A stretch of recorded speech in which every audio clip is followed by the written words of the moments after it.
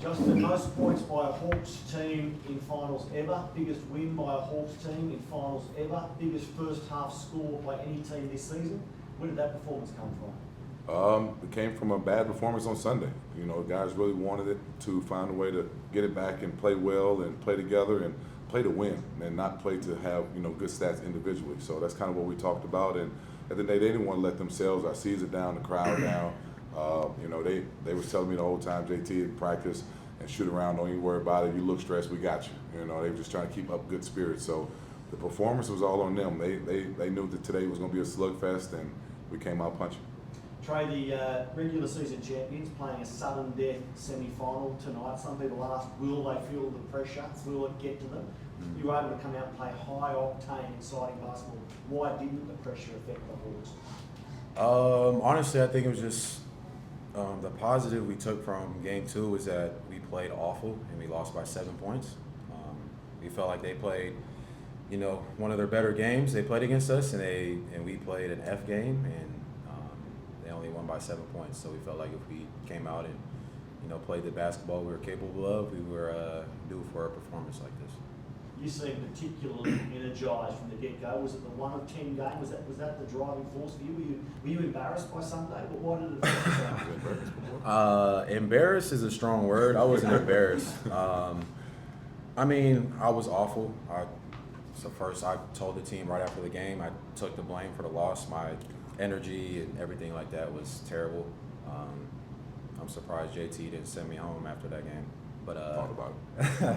but yeah, I just wanted to come out and be aggressive and go out swinging. Honestly, if we were gonna lose, you know, a game 3, I didn't want it to be because I was nervous or thinking about 1 for 10. I was gonna be 1 for 100 if that was the case. So just came out and was aggressive. JT, what do you feel like it does for the team when you see Trey come out and play on the front foot from, you know, the first second? It ignites us, you know, when seeing him with that energy, you know, getting the crowd going and him find his spots and getting shots going early, it just does nothing but ignite us and get everybody else going, because we know when he does, he draws a lot of attention, and then he sees the other guys open. So then you get T-Raw, Sam, and Swap really did a great job early. You know, then our bench guys just feed off that, right? We want to make sure that our starters set the tone, and our bench guys come up here and finish them, you know, finish off whatever left on the plate. So when he gets going like that, man, we're unstoppable.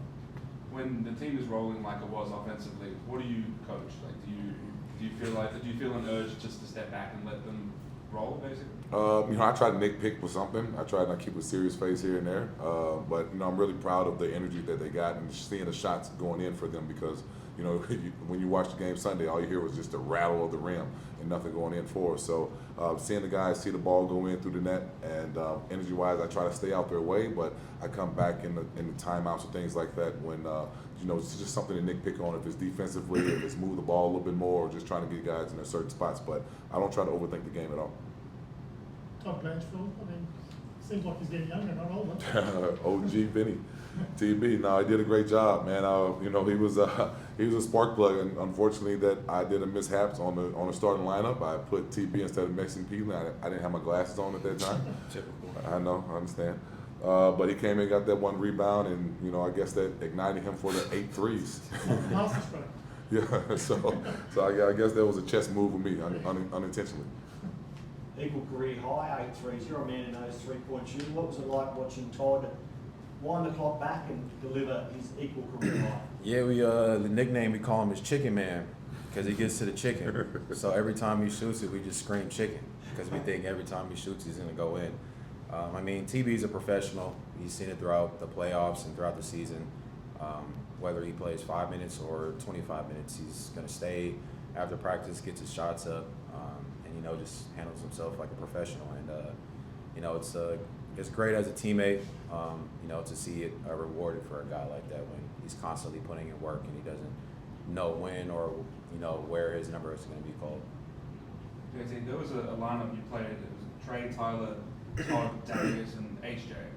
That's a lineup that I don't know if we'd ever think we'd see in a playoff game.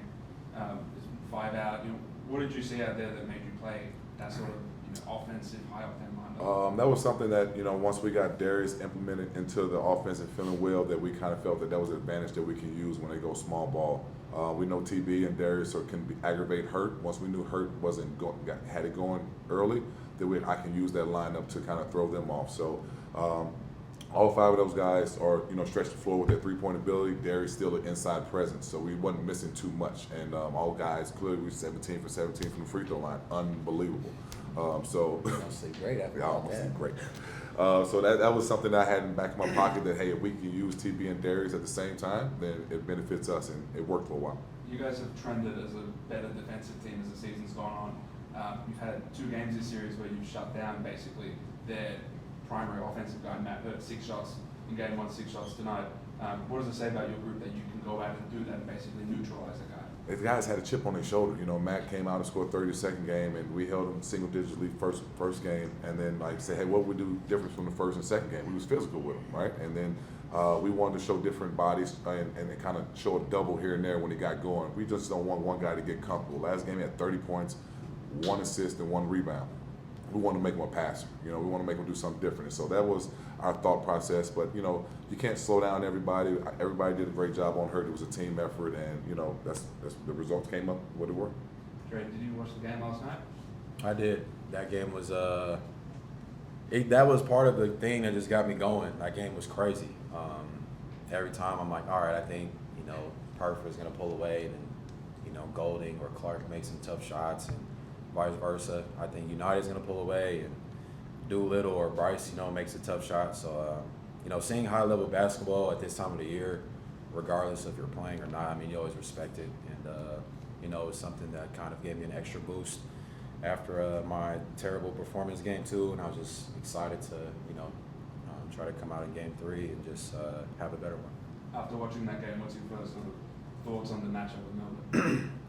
I mean, typical Melbourne team, they're going to be tough. They're never going to bow down regardless of what the situation is. I mean, they got a bunch of really good professional players over there. And any given night, you can see, Clark's carried them, Deladova, Golding, Jack White. So they have a bunch of solid players. And, I'm just haven't thought about it too much. Honestly, just trying to figure out our series here. But I'm sure tomorrow we'll break it down and get ready for that one.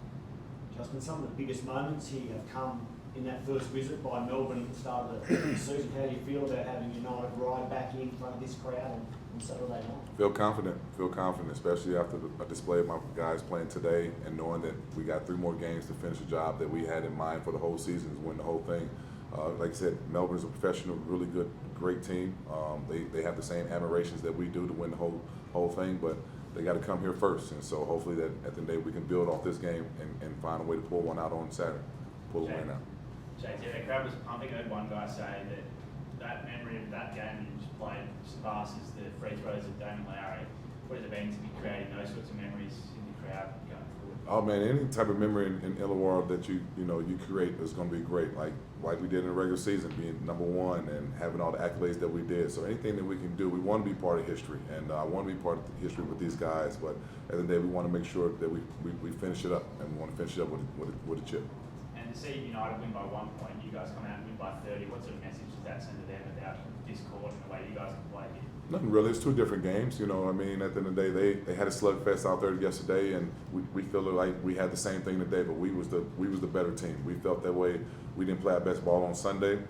If we would have won by 1 point today, as long as these guys showed up the way they played today, as long as we got the result.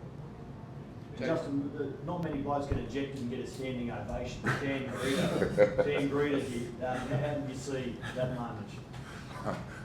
I'm always proud for DG not to get ejected though, but no man, DG's a crowd favorite, and his effort today was unbelievable. I called him out early and said, hey man, you're going to get some first quarter minutes, be a defensive minded guy, offensively take what they give you, but his energy level is great, and I'm glad the crowd respects that. JT, it's going to be the first finals games for a majority of your squad. How do you guys approach these next couple of days leading into game 1? Basically build off the experience we had last year. That clearly we wasn't in this situation last year as going to the grand finals, but we was 1 game shy. But just use that experience and use today, the enjoyment of today, watching everybody play unselfish basketball and knowing that let's just take that into Saturday. It's not a normal regular basketball game, but at the end of the day, basketball is going to take care of itself.